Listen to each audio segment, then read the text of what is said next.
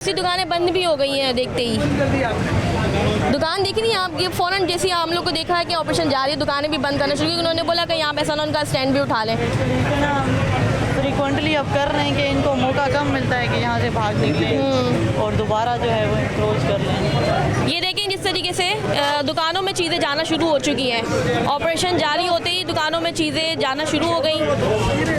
Rack जो है इन्होंने जब्त कर लिया, रैक जो है वो जब्त कर रहे हैं क्योंकि ये दोबारा जाने के बाद बाहर आ जाता है। कितनी मरतबा भी इन्होंने एंटी इंक्रोचमेंट किया, उन्होंने जब अंदर करवाया, ये दोबारा इसको टीम के जाने के बाद बाहर कर देते हैं। अब ये मैडम ये प्रॉपर तौर पे आप लोग जब्त कर रहे हैं इसको?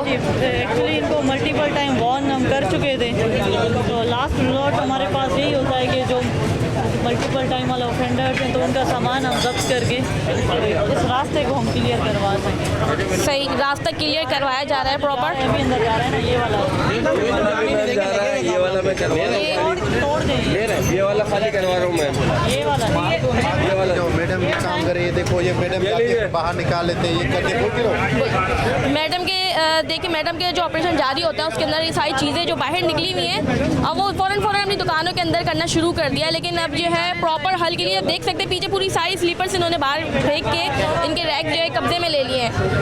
ये वाला ये ले ले।